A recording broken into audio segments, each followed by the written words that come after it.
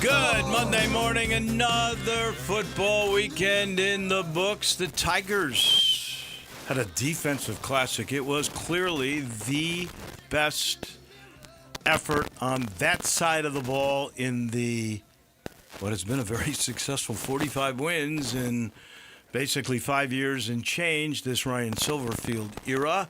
The defense didn't give up a touchdown.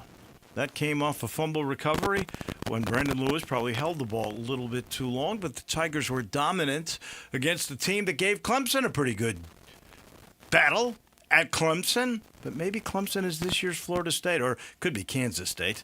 One of those two, but Georgia Tech took care of Clemson.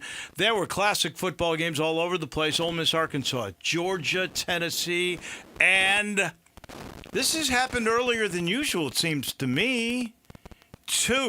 Count them, 2 coaches already fired, both in the Power Four. Landon Schmidt, that's a little earlier than usual, isn't it? Well, I was not surprised with the UCLA firing. I feel like that was due in the books especially because the year previous, UCLA opened with Hawaii and barely squeaked out of that game, and then went on to have a less than stellar season. Hawaii was not very good last year. And to kind of have the same thing going on this year, and you got this new quarterback coming out of Tennessee, you think it's going to be good, and yet you've lost to 2 Mountain West teams in the first 3 weeks of the season. It's not a good look. So no. I understood that one. No, and he was not very good last year either, and they were 5-7. So he's 5-10. And when you lose to the team, New Mexico, that was picked, by the way, you mentioned Mountain West, they were picked 11th in the Mountain West in the preseason, and you get, 35-10? 35-10. I mean, that's a domination? Yeah. Yeah, I get that. What did you think about Brent Pry? Because he'd been there his 4th year, but, you lose at home to Old Dominion, and you'd already lost to South Carolina when some people are going, why is it we didn't hire Shane Beamer when we had the chance? Woo. But still, 3 games in, you have time to turn the year around. You haven't played a league game yet. I was a bit surprised about Virginia Tech. I was as well, but I think the expectation going into this year with Drones coming back at quarterback, you think, all right, we've got our QB, we've got all of our other pieces in place, so we're going to go and ball out. And then you didn't see that with South Carolina, and then you had the big second half upset against Vanderbilt the following week, and then Old Dominion at home, I think, was the nail in the coffin, because I think for Virginia Tech, the expectation was high. I think they were thinking, we've got all these pieces, we're going to make a run. I don't think necessarily college football playoffs was ever in the discussion for Virginia Tech, but I think they expected better than an 0-3 start. And so I'm still a little taken aback. I still think 3 games is a little bit too quick. Kind of in the same way that you look at the Tennessee Titans, Brian Callahan in 19 games only has 3 total wins, and yet he's still there. So I wouldn't be surprised if we see a firing here soon. I actually wouldn't be mad at it coming from a Titans fan. But yeah, I think for him at Virginia Tech, maybe a little bit early on that decision. Well, you can't give up 45 points to ODU. And Bud Foster. Bud Foster's kind of like, I hate to say this, sort of the kiss of death to any new coaches that come in. I know it was uncomfortable because Justin Fuente was saddled with him. And, Fuente is an offensive guy, but that was not who he originally wanted. I know that for a fact, and they kind of forced him upon him, and that ended up being not such a good deal. And then he was brought back this year to be a consultant, an analyst, a senior advisor, whatever they call that thing. And Bud Foster's guidance led them to giving up 45 points to Old Dominion. Now, maybe ODU is a great team. I highly doubt it, but now you get a little bit of an inside picture on all of that. We made good picks this week. We got the winners. We did. Like we had Georgia, but they didn't cover. We had Ole Miss, but they didn't cover. We both won the LSU game.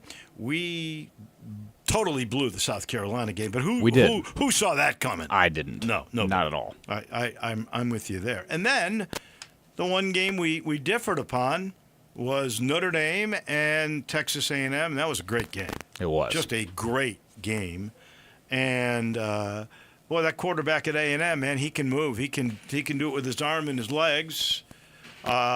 He was outstanding. Which, by the way, I'm going to give a medal to another quarterback in the SEC that wasn't supposed to played, and he could use his arm and his legs. Really impressive. And now, what will the Ole Miss Rebels do with their quarterback situation?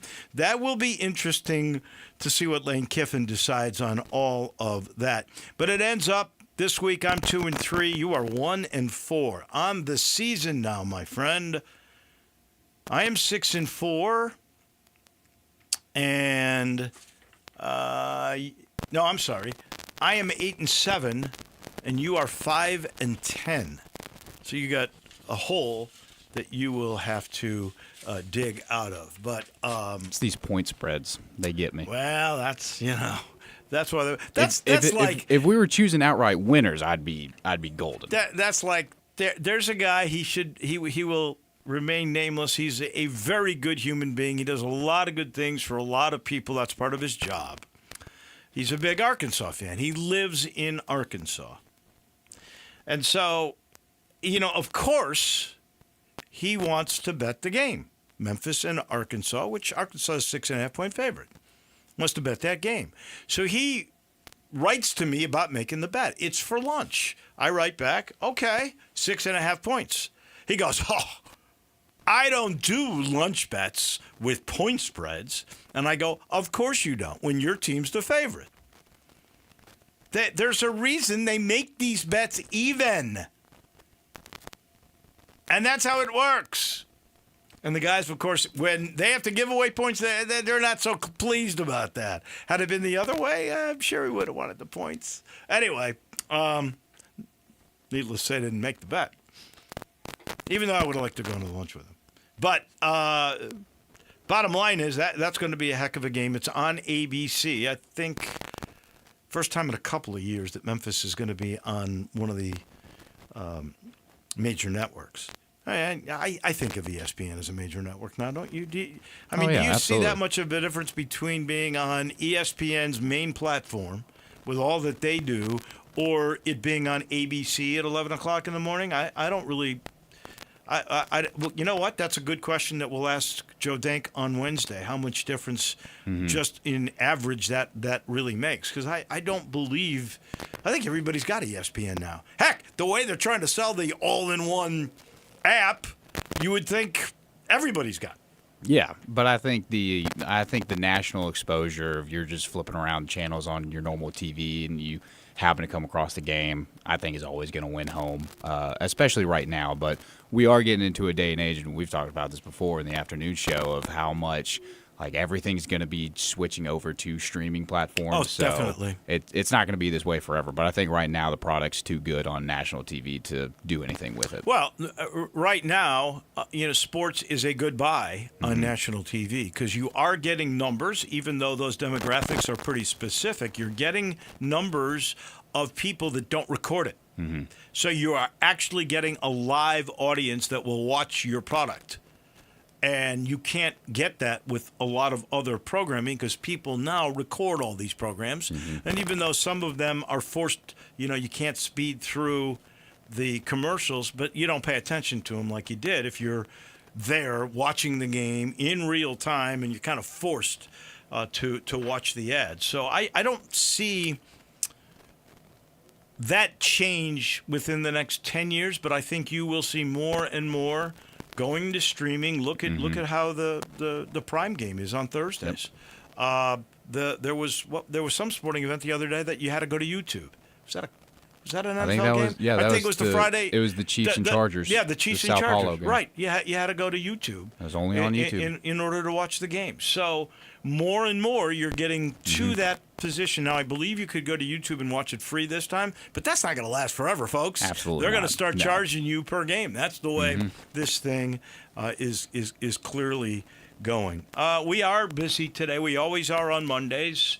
in a little bit after we do our medals, we will head actually to Houston because our sideline guy, the sideline guy for the Tampa Bay Buccaneers, is our own TJ Reeves. TJ and I will talk a myriad of topics, college and pro football. And then for the first time this year, but he's been part of this show, mine and George's, for years, I think 30-something, Jeff Moore. Former Vol, he's got to be heartbroken today.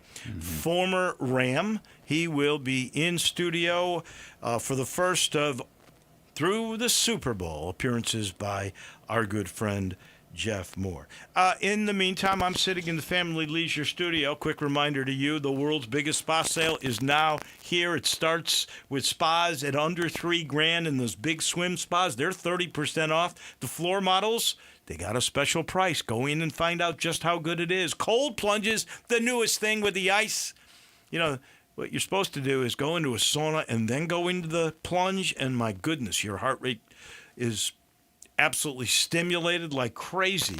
Under $5,000 for the newest thing, the cold plunges. Also, you still get a free umbrella if you were to get select patio furniture sets. The swimming pool clearance pricing goes through the end of October. There's big prices to save right there. And as always, special financing is available. Head on over and see our friends. Go see Lindsay, go see Billy at Family Leisure. We do a thing on Monday, and I got a lot of stuff here. We call it Precious Metals. I'll start with my bronze. I got a couple Las Vegas Aces. You know, the WNBA playoffs have begun. The Las Vegas Aces, although Minnesota's won, Las Vegas is number 2 in the seeding. But Vegas has been the hottest team. They won 16 in a row to end the regular season. They begin the playoffs with a win. They have now won 17 games in a row. They're up 1-0 over Seattle. I got to give a bronze medal only because this was supposed to be a tune-up for, and I can't wait, the Ryder Cup, 2 weeks, less than 2 weeks from now. Here's Scotty Scheffler. Scotty Scheffler had a Monday, and I think it was a 70 on Thursday. He was somewhere in the 30s when it came to placement. I thought, okay, well, he's just easing in. Who cares about this? This is just sort of to get sharp, try new stuff, figure out what you want to do, get your mind right for that Ryder Cup and that European team, which, if it wasn't in America, would be the overwhelming favorite in this thing. What does Scotty do? Shoots in the 60s the next 3 days. Gets to 19 under and wins 1.1 mil. 1.1 mil, that's less than a third that he's been making. But this was like the fall series. Now, here's a question for you, Landon. I meant to look this up. I don't know if you know this offhand. But does this count for this year or does this count for next year? I think this is the beginning of the new year, isn't it? I would have to look it up, but I would think so. I think the fall series begins the next year. You position and everybody gets set for the next year, but this is how they begin it, I believe. I think so. Otherwise, just what do you have, $54 million this year? Now he's got 55 with what he made here. Oh. But my goodness. Poor Scotty. Isn't that incredible? That was his 6th win this year, which matches the 6 wins he got last year. So I think he plays like 24 events, 23, 25 events. Basically, once every 4 times he tees it up, he wins the tournament. This stuff's Tiger-like. It is. It's getting there. It's very much Tiger-like. I got to give a silver medal to the Seattle Mariners and their catcher, Cal Raleigh. So the Mariners win their 9th straight. They now have the lead in the American League West. And Raleigh hit his 54th home run. That ties the great Mickey Mantle, who, by the way, I was thinking about this the other day. We all marvel at how much money people are making. Mickey Mantle, when I was a kid, so I was probably 10 maybe, something like that, Mickey Mantle became the first 6-figure player. He got $100,000. People were going nuts. The dude is making $100,000. No, that's when middle-class Americans were making $1,000 a month. $12,000 was a good salary. $100,000 the Mick got. And now, I was thinking about this. Somebody just got a $20 million deal.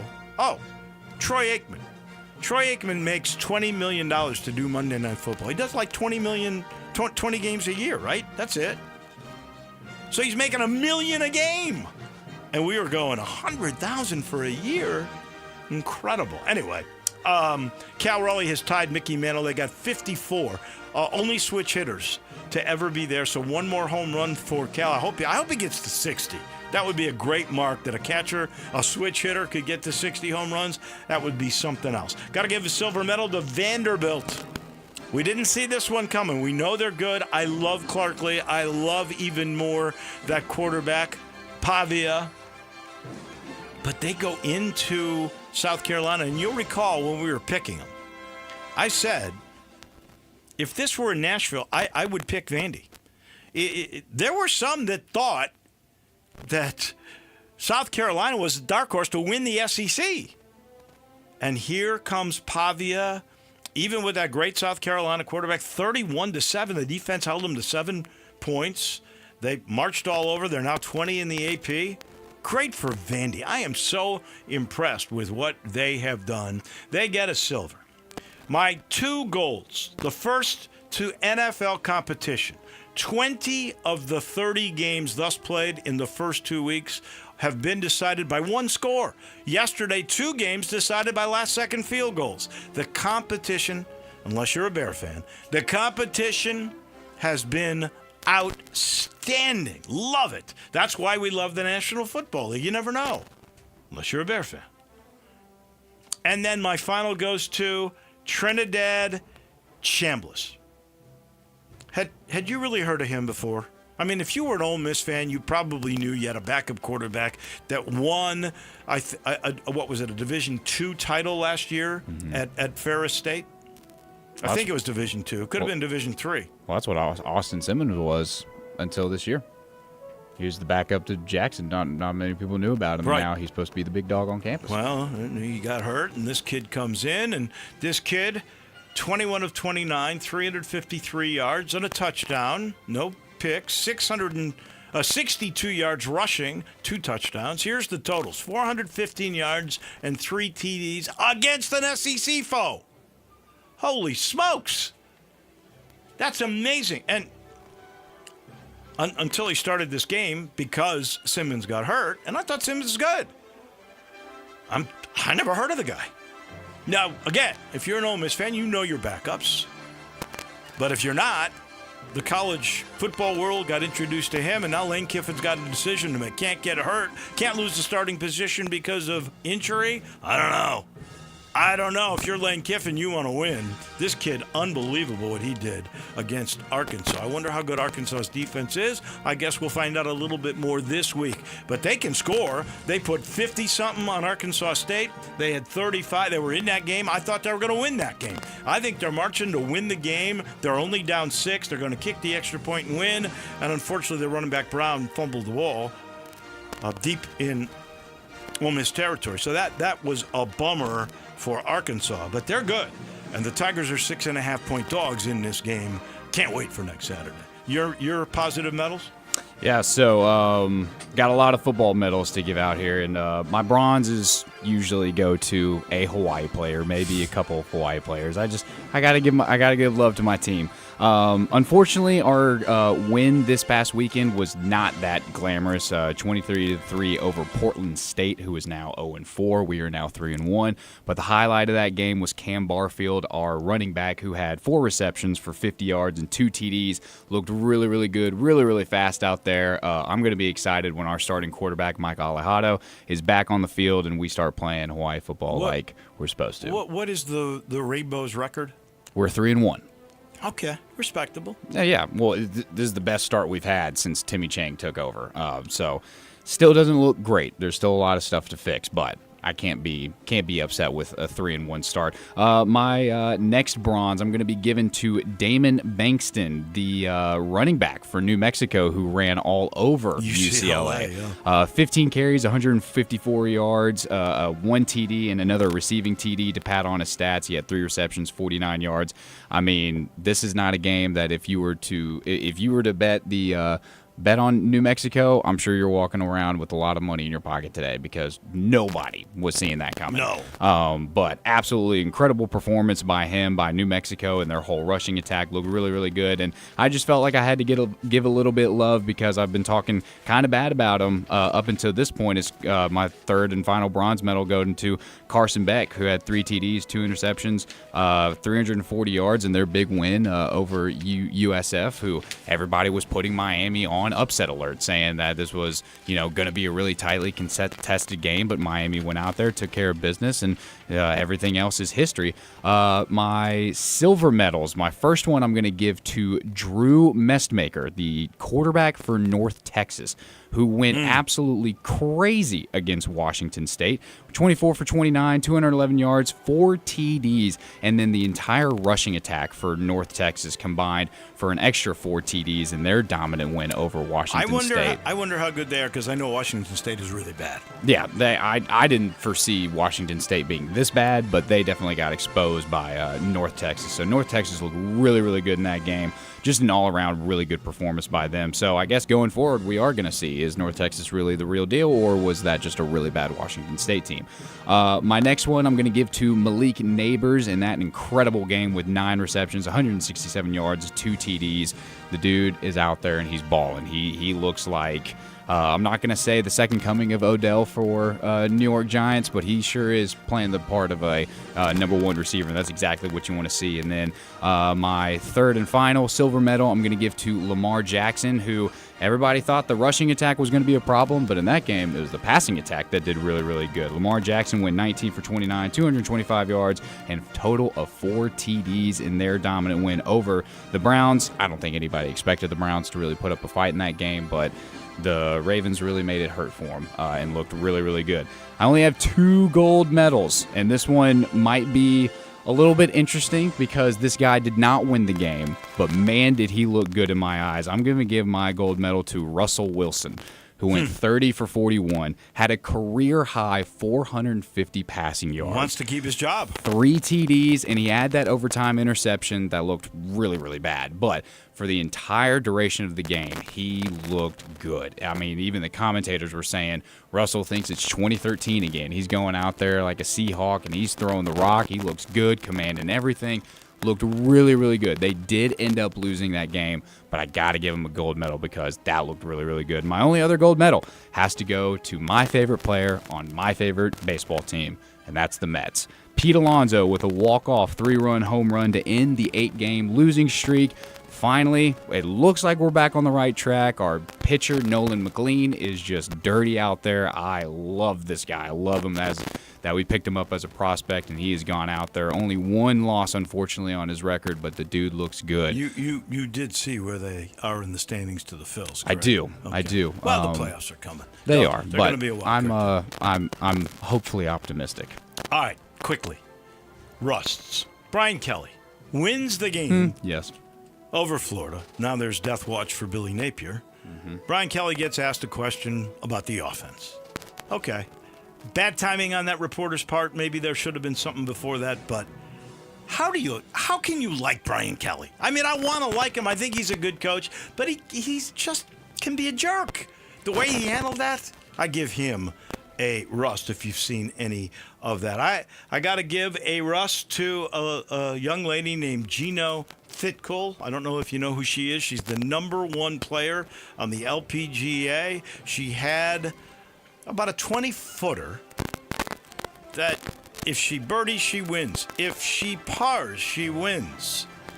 She gets it within about 3 feet. She missed the 3-footer.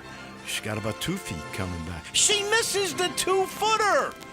And she hands Charlie Hull her first win in like a year and a half. Charlie Hull is best known, she's a British player, for being like John Daly. She's, attractive, got a lot of swagger, and smokes on the golf course. Charlie Hull gets handed a victory because the number 1 player in the world, 4 putts.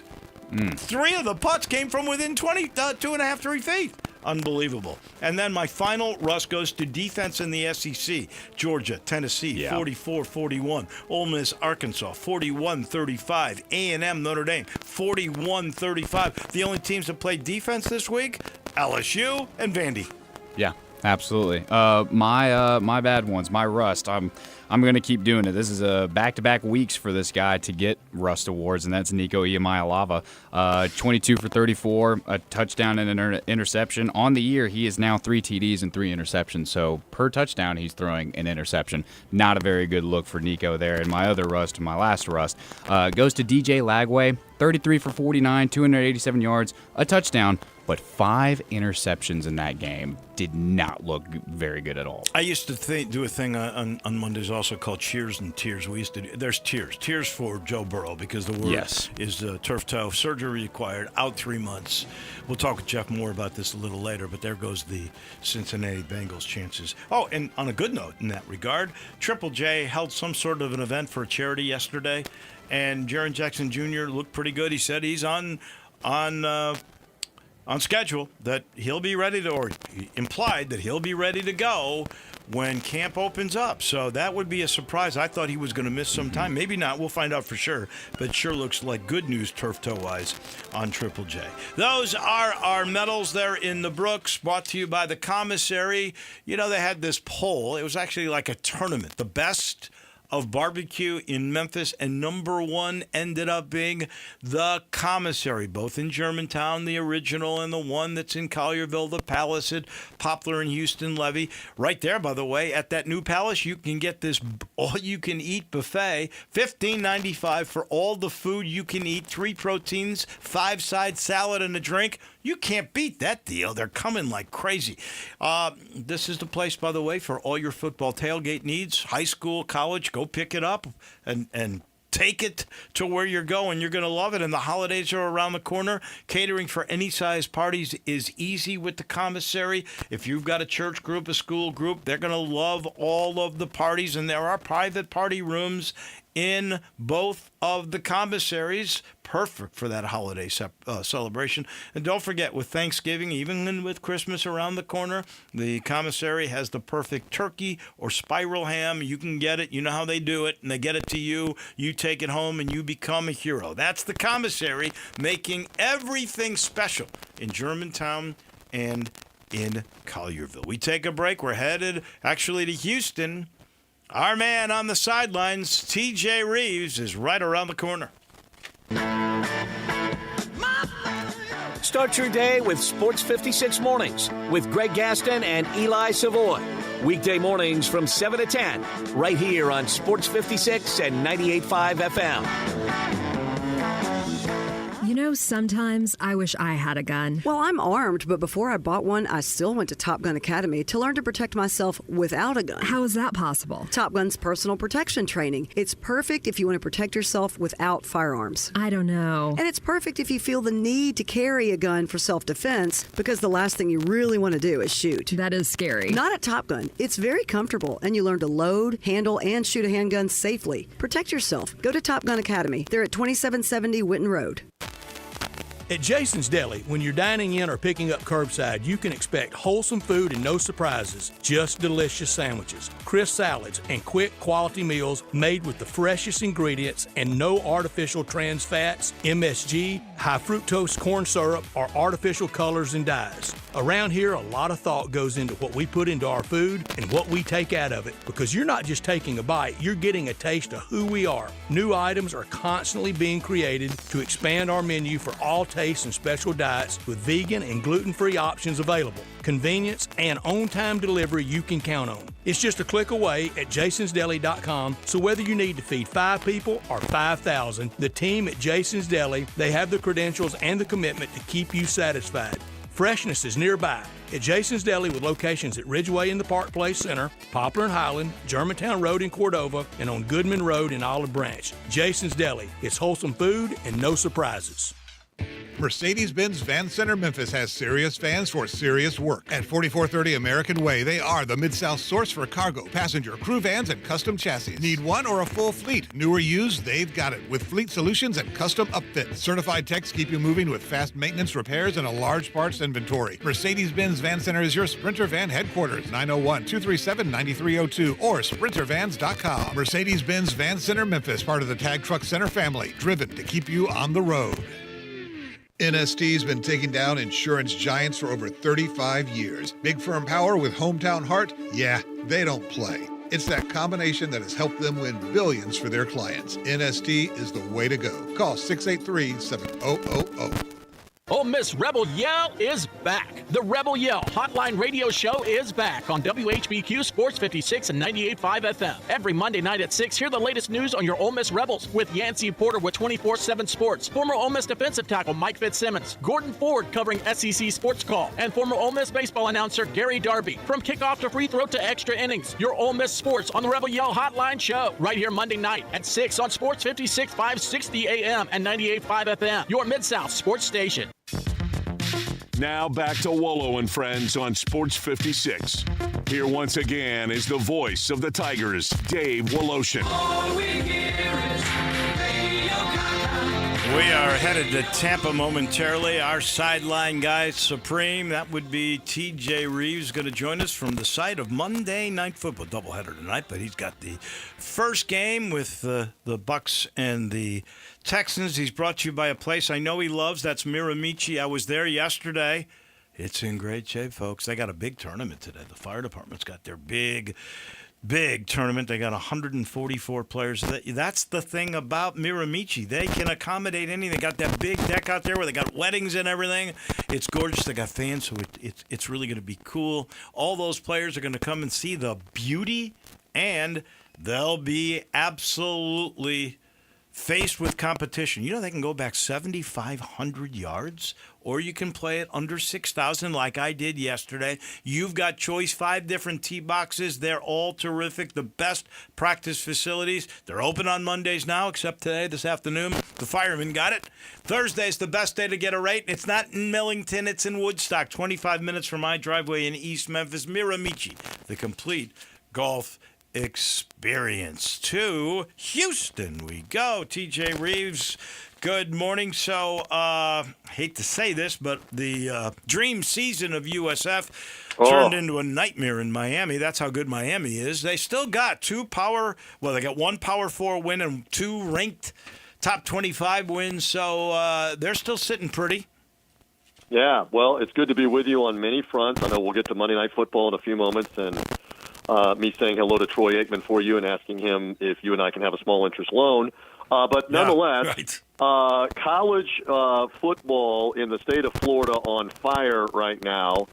And really for USF, this is the same thing that happened to them a year ago in the game in Tampa with Miami, where they kind of hung in for about a quarter or a quarter and a half, and then Miami was just more physical and explosive and beat them badly in Tampa last year, and the same thing happened here, 49-12. They had a long hour-and-a-half weather delay in the middle of the first half while you were doing the Tigers game there with Troy, and the game was 14-3 when they went to the weather delay, and USF was driving. And when they came out of the timeout for 90 minutes before halftime, USF drove inside the 5-yard line, had a chance to score. Maybe it's 14-10. Shoulda, coulda, woulda. Maybe it's a different game if it's 14-10. They instead kick a field goal. Miami goes and gets a big play touchdown. Miami gets the ball back, scores again. It's now 28-6. So they go on to win. So bottom line is that knocks USF out of the top 25. And I think it's fair to say that Memphis could become the front runner here. They don't have the win over a top 25 team yet, but could come back around as one of the front runners. Them, maybe Navy, maybe Boise State back in the picture, somebody like that. Tulane's got two Power 4 wins already, Northwestern and Duke, and they really beat both those teams up. So you got to put them in there. Got to ask you about Billy Napier and Florida, now 1-2 after the loss to LSU, and worse yet, now they got to go to number 4 Miami this week. Yes, and so it all ties back into USF beats Florida a week ago in a close game, 2 weekends ago. Miami now drums USF, especially in the second half. Florida looks miserable Saturday night. I don't know how much of that game you got to see when you got back to Memphis, but DJ Lagway, 5 interceptions in the game. Wow. And so now they have to go play at Miami, and all the talk as we left this weekend is Billy Napier surviving after this game if it's bad. And we already saw Virginia Tech fire Brent Pry yesterday. Deshaun Foster fired by UCLA yesterday. Is Billy Napier in his final days here because they're headed to an off week? If they get beat badly, Florida might make a move. And by the way, ESPN College Game Day will be there in Miami live, as if it isn't a big enough circus, on whether Napier survives or not. So like I said, there's a lot of different intrigue around the different Florida teams. So USF gets knocked down a peg, and stay tuned now because they play that game later in the year in Memphis. Interesting for it's the like Tigers. October here. 26th or it's at the end of the year. Late at the end of the year. Yeah. At the end of October. Yeah. So stay tuned. Stay tuned on all of this and whether I know numerous Florida people that say all of the big money people, all the boosters, they're over it because they went along with it last year as he won a couple of key games at the end of the year with the idea they're going to be better this year. Spending on NIL money. New offseason for Lagway to get better. Lagway doesn't look better. The team could get – the next game after the off week is Texas at home. So how much longer do you just play this out if it's obvious you have to make a change with Napier? Stay tuned. The guy that beat Billy Napier, that would be Brian Kelly at LSU, lost his cool. It's just hard to like him. I go back when he was at Notre Dame, and there was just a terrible incident with a manager. Cincinnati before that. It's just hard to like him because he just doesn't seem to be a nice fella. He is a hothead, there's no doubt. Correct me if I'm wrong. Has LSU won anything with him there? For him to act, well, no, he lost. He's lost his last 5 openers till this year. And they haven't won the SEC championship that I'm aware of. Right? They've not been in the college football playoff under him. Even Ed Orgeron won a national title with Joe Burrow. Les Miles got a national title at LSU. Let's settle down with blasting the media at every available opportunity when you haven't won anything at LSU yet. Let's stay tuned on that. Now I do understand in the dynamic they won the hard-fought game with Florida. He had his opening comment, and the first question was about, you're not able to run the ball, what's wrong with the offense? And that's when he went off. That's where everybody has seen the comments on ESPN, viral on the Internet. Mm-hmm. So, Wolo, I kick it back to you. We've done this 1,000 times with coaches and with press conferences. It's when you come at the coach. If you're going to come at him immediately after he's gotten the victory, I'm just talking about in general, what do you expect, right? He's going to blast back. I agree timing is bad, but he won the game. Now, if he lost the game, you got to expect it. That's another thing, but you won the game, and I know it's poorly timed maybe, but still. Come on, you're the coach. You're making, what is it, $7 or $8 million a year, for goodness sake? I have a hard time liking him. I'm sorry. All right, let's get to Monday Night Football. Yes. Baker Mayfield and you guys in prime time. You've got the Texans. They've lost a game, so they're desperate. They're actually the favorite in the game tonight. You've got the number 1 team with Buck and with Aikman. Yep. A big opportunity for you guys. Sure. I mean, after the win over Atlanta last week, and of course the Falcons won last night in a low-scoring game with Minnesota and outslugged them, and Michael Penix looks like the real deal. So Atlanta's now 1-1. If you had said to anybody back even a couple of weeks ago, much less during the offseason, you go get the first 2 games on the road, I mean, that's tremendous, especially against Houston, which is a playoff team. And as you said, they're wounded after they lost to the Rams. If the Buccaneers can get this tonight, you talk about house money. And I will share a little intel with you. I was just downstairs a little while ago around Baker Mayfield, Mike Evans. What do I know? I'm not bothering them. I'm not talking to them. They look locked in already today. Evans is from this area, from Galveston, always loves playing here. Mayfield is a gunslinger. This team rallies around him. Buccaneers have a real shot tonight, a real shot against the Houston Texans. Stay tuned. This should be a lot of fun against C.J. Stroud and company. And, again, a Monday night doubleheader, as you mentioned. So the first game is at 6 Memphis time on ESPN and ABC. The second game, the Chargers and the Raiders, is only on ESPN somewhere around 9 Central, around 7 Pacific time is game number 2. And I kind of like this, because we get home a little earlier. I mean, these are first world problems. Sure. But the sideline guy's not a spring chicken anymore. So if we're talking about if we get home 2 hours earlier at like 2:30 or 3 a.m. as opposed to 5 a.m., I'm all for that. No question. Anything that has struck you? Here's what struck me about the first 2 weeks: competitiveness. 20 to 30 games, Besides one-score the fact games. that your Bears are still inept with their $13 million coach, nonetheless, we move on. What else has struck you? No, competitiveness, other than the Bears. And I said this earlier. 20 of the 30 games so far, 1 game scores, 2 decided yesterday on last-second field goals. What about that Giants-Cowboys game? You talk about an epic regular season game. Both teams won and lost the game twice in the fourth quarter, Wolo. Russell Wilson almost 500 yards passing, including the overtime. Who had that?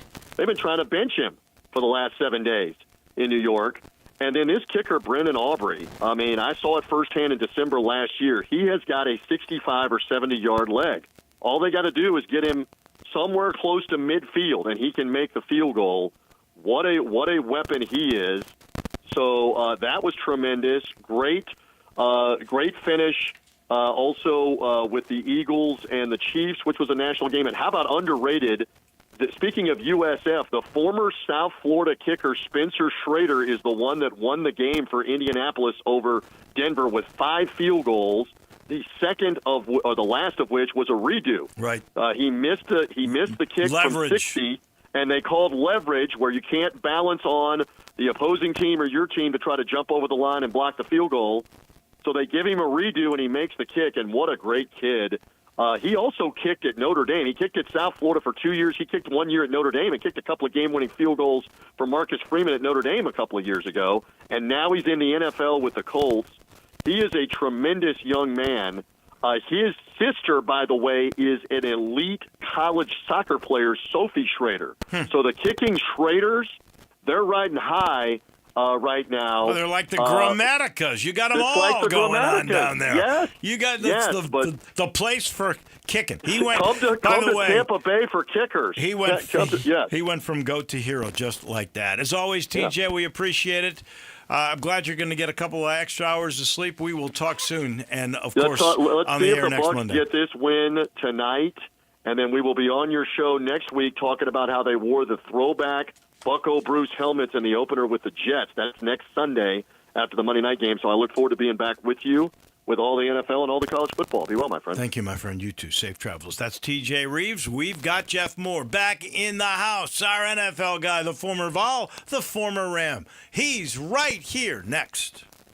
You have opinions? I think it's over. Of course you do. I don't think it's that simple. Everyone does. I got all the answers. Hit us up on the Sissy's Log Cabin listener line at 360-8255. Don't miss the 53rd Annual Pink Palace Crafts Fair at Audubon Park, September 26th through the 28th. Bring the whole family and enjoy 3 days of food, live music, and of course, shopping for one-of-a-kind arts and crafts from across the Mid-South. It's a Memphis tradition you don't want to miss. The Pink Palace Crafts Fair, September 26th through the 28th at Audubon Park. Sponsored by First Horizon Foundation, Friends of the Pink Palace, and your friends at Sports 56. Does your system sound like this? Hi, this is Lauren Choate from Choate's Air Conditioning, Heating, Plumbing, and Electrical. If your HVAC system is over 10 years old, then it's probably out of warranty. Don't wait for it to break down and cost you expensive repairs, but be proactive with this incredible deal from Choate's. Right now, for a limited time, for the first 50 customers, we're giving a free 10-year labor warranty plus $1,000 off a brand new Carrier system install. That's peace of mind and big savings. And that's not all. Thinking about a backup Generac generator or maybe endless hot water with a Rinnai tankless system? You'll also get $1,000 off plus a free 10-year labor warranty on those too. Since 1958, Choate's has been serving the Mid-South with old-fashioned service you can trust. So turn to the experts with Choate's and call 347-8086 and let our family serve your family. Hi, this is Troy Fiveash, owner of Fiveash Roof Services. Do you know what Penny Hardaway and I have in common? We should both be in that building celebrating the best basketball players of all time. Of course, I'll have to buy a ticket to get in, but he should already be there. But seriously, we both surround ourselves with the best people we can find. We work hard to achieve our goals, and we are both among the best in our respective fields. At Five Ash, we can't win titles or get national awards, but what we can and do strive to do is give 100% of ourselves to give you the best product possible and one you can be proud of. So if you need a roof, siding, or gutters, give us a call at 901-367-0050, and we will do everything we can to provide you the best of everything. Five Ash Roofing. Fair, honest, and ethical. 367-0050 or memphisroofer.com. 367-0050 or memphisroofer.com. Five Ash Roofing, it's what we do. We're here for you. The WNBA playoffs are here, and the heat is on. Bet on your favorite teams and stars with DraftKings Sportsbook, an official sports betting partner of the WNBA. DraftKings puts you in the action with player props, live betting, parlays, odds boosts, and more. And for a limited time, all new DraftKings customers bet $5 and get $200 in bonus bets instantly. Download the DraftKings Sportsbook app and use code HERGAME. That's code HERGAME for new customers to get $200 in bonus bets instantly when you bet just $5 in partnership with DraftKings. The crown is yours. Gambling problem? Call 1-800-GAMBLER. In New York, call 877-8-HOPE-NY or text HOPE-NY 467-369. In Connecticut, help is available for problem gambling. Call 888-789-7777 or visit ccpg.org. Please play responsibly. On behalf of Boot Hill Casino and Resort in Kansas, 21 and over. Age and eligibility varies by jurisdiction. Fees may apply in Illinois. Void in Ontario. Bonus bets expire 7 days after issuance. For additional terms and responsible gaming resources, see dkng.co/audio. I'm Gary York. I'm the service director at Lexus in Memphis. Our service department wants to be more than just a place where you get your oil changed. We do glass repair, windshield replacement, recalibration of your camera and sonar systems, even wheel repair, tire replacement, all the things you would expect from a luxury automotive dealer. Please check out our website. You can schedule your appointment, check out our specials, hours of operation, or if you'd like to do it in person, please reach out to one of our associates at 901-271-5199.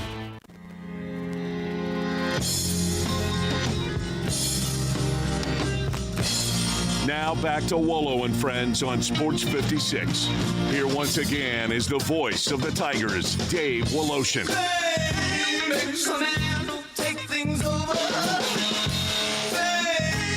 For the 32nd straight year on the NFL, the former Ram, the former Vol, here's Jeff Moore. He joins us now. Good morning. Your early season impressions. 2 games in, not 2 weeks, I should say, but not totally. You got doubleheader tonight on Monday Night Football. What's the first couple of things that come to your mind about 2025? It's been a surprise for me so far, and it is early. This is a really small sample size, but I kind of, before the season started, was thinking, man, this is the year that a team is going to repeat back-to-back Super Bowl champs again, other than the Chiefs. And I really was high on the Eagles.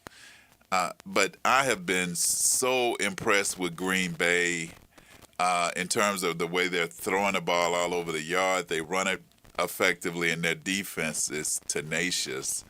I think they're head and shoulders above anybody else in the NFC, right now. And I've been really impressed with the Chargers. I love the way they're letting Justin Herbert throw it all over the yard. Their defense was really impressive last year. They've come back this year, and they're very impressive. And they went into Kansas City last week and won impressively, I thought.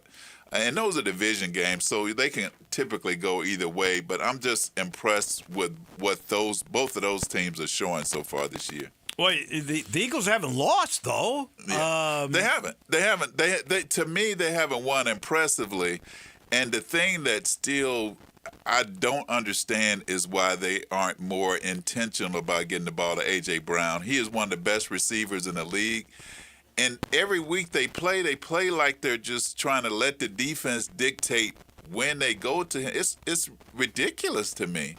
But that's the way they do it. And so to me, they rely too much on Jalen Hurts. And I'm a big Jalen Hurts fan and a major Saquon Barkley fan, but they have got to get the ball to A.J. Brown if they want to be successful, I think, this year. I tend to agree with you reluctantly about the Packers. But their defense has really impressed me, even though there's Buccaneers have only, let's see, if those that have played 2 games, hey, you know what? Green Bay may have the lowest. 31 points is all they've given up. Eagles have given up 37 points. And the Packers can score. I mean, Jordan Love really has. It's amazing to me how in all these years, this franchise went from Favre to Rodgers to Love without any kind of rebuild, terrible year. They've just been good. Yeah, that's a great point, Dave. And, of course, Jordan Love was the exception. One of the exceptions. He sat behind Aaron Rodgers for a number of years before he was given the ball to play. But, you know, to me, when a coach shows the kind of confidence that both of these head coaches in Green Bay and the Chargers are showing in their quarterbacks, it makes a big difference in their whole offense because offensive linemen, when you're moving the ball like that, you get your defense gets more rest. You're moving the ball. They're throwing the ball to multiple receivers. It's just impressive to watch for me. In the AFC, Buffalo looks awfully good, 2-0. Is Kansas City done at 0-2? They haven't been 0-2 since I think Mahomes' rookie year. So Kansas City is 0-2, but it's the way that they're 0-2. They're getting dominated out there and of course, basically they're still a good football team. You better be ready to play when you play them, but they've lost that aura that they had the last few years. And teams, when they line up against them, especially good teams, they believe they can beat them. And if they put the pressure on Patrick Mahomes that he's seen the last couple of weeks, they can beat him. I mean, they've been successful at doing that. But they're the kind of team that, you know, they're going to fix their issues and they're going to be ready to play in the playoffs if they don't have major injuries. So I don't count them out yet, but they're struggling right now. The thing that was impressive was that in the Super Bowl, of course, they were ahead the whole game. The Eagles never blitzed them. They blitzed them 12 times yesterday. So Mahomes is now facing a bunch of that, even though he's so smart. He's struggling, and I hate to say this, they look old, in particular Kelsey. Kelsey gave away what could have been a touchdown as an interception when he bobbled the ball and kind of it jumped up into the hands of a defender. And then he dropped another one when they were trying to drive toward the end of the game, still in it. He just dropped one. It was a little low, but it was a catchable ball. He looks old, or maybe he's just too satisfied being engaged to Taylor Swift. I don't know. He does not look hungry as the Travis Kelce in the past, and he's playing with a lot of frustration. And I know he's a fiery guy, but the way that I'm seeing him explode on the sidelines, talking with his teammates, it just seems like he's really struggling. And he's another example where I don't think the Chiefs are being intentional about getting the ball to him early enough. He's a weapon. You know, there's very few guys that can cover him. It seems to me, Dave, like a lot of these offensive coordinators are outsmarting themselves and really watching or looking too much into statistics in terms of numbers as opposed to who is my best guy and let me get the ball to him and let you stop him. And I think that's the formula that's going to take the win in the league this year. Dan Campbell didn't outsmart himself yesterday. I just think he wanted to rub it into Ben Johnson. I 2 weeks into this $13 million a year head coach, I thought he was terrible in the first game. I didn't watch yesterday, but I see the final score. He definitely doesn't have the personnel that Detroit has, but I think Campbell wanted to stick it to his former OC. Well, that may have been a little bit of it, but they were dominated in their first game, and you know, I know that coach is not used to seeing this team because he went into the season saying this is the best group of guys I've ever had, and of course he had some guys coming back off of injury, and they were dominated that first game. So they needed that was Green Bay. Yeah, and they needed to make a statement. And, of course, Chicago's struggling. It's hard to really read what's going on there. I think it's going to take them some time, but I think they'll be a lot more competitive after midseason probably. Cincinnati is 2-0, but Joe Burrow got turf toe, and it's going to require surgery. They have said that now he's out at least 3 months. What does that do to the Bengals? going to be tough. You know, their receiving core is so good, though. If they can get the right guy under center, they could still be competitive. That division with Baltimore, I think Baltimore is really the class of that division right now. I'm really again struggling with what the Steelers are doing. I thought they had kind of moved all their chips to the table with bringing Aaron Rodgers in and the investments they made on defense, but they don't look impressive to me so far this year. They've just won they've just played 2 games, but you know, to lose to Seattle the way they did. They need some time to gel as well too. Aaron Rodgers is old. It looks like he's old. He looked old with New York last year and the year before he was hurt. I just don't think he's still got it in him. You know, I think a guy like Aaron could be more productive if his offensive coordinator would just turn him loose. I mean, they need to not be so boring on offense to be able to compete. I think in today's NFL, you just got to be able to score points. New kickoff rule. I saw there were hardly any returns the last 2 years, which is why they put this in. Yeah. And now the majority of the kicks are being returned. I like it. I think we've seen some pretty good returns. I think it's going to stay this way because they're bringing back an exciting part of the game without a majority of the injuries they used to have. What do you think? I like it because of the fact that it's reduced the number of injuries. Because, man, if you've ever been on a kickoff team, I mean, you're running down the field at full speed, that distance, and the collisions just lead to a lot of injuries. So I love it for that reason. And it does make the game more exciting when you're getting more return. I can't wait to see, in a sample size of maybe 6 weeks, third of the way through or a little over that, just to see where the beginning starting line will be. What yard line is the average that they start at? And I think it'll be better. And you're going to see some returns. So that is, I think, pretty good. Last thing, got to ask you about your Vols. What a game with Georgia. It's unfortunate the kicker had a chance to win the game and missed a short one to the right side, and then they gave up a touchdown in the overtime. But the Vols and Aguilar are pretty good. They got a better of the deal with the trade with UCLA. He goes to Imaleva goes to the Bruins, and now they fire their coach. Yeah. No, I like their quarterback play right now. I like the way they're playing as a team. They haven't really beat anybody impressive yet, but the thing that's always amazed me, Dave, is when I know it was in Tennessee when it came to Alabama, but certain coaches against certain opponents get so uptight that permeates down to the team, and they play tight. They play like they're trying not to lose as opposed to trying to win. They should have beat Georgia.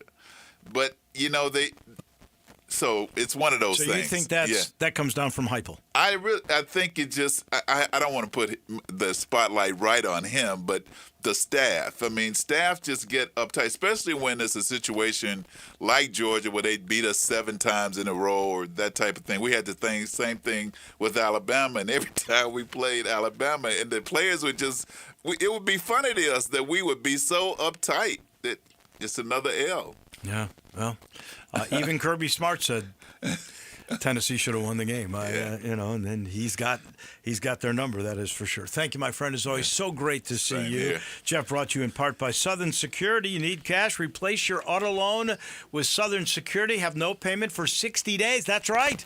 Southern Security will finance up to 115% of the current value of your vehicle for up to 72 months. To find out how you can put more cash in your pocket, call a human being. We got a service member waiting at 901-452-7900, or just go to the website, southernsecurity.org. Southern Security is a proud supporter of Tiger Athletics, and 901 Women, they're your home team credit union. They've been voted the best the last 6 years and federally insured by NCUA. That's Southern Security. Tomorrow, Steve Earhart, Ron Higgins, Jonah Dillon. We talk football. That'll be tomorrow. Johnny Radio is coming your way next. Have a great day, everybody.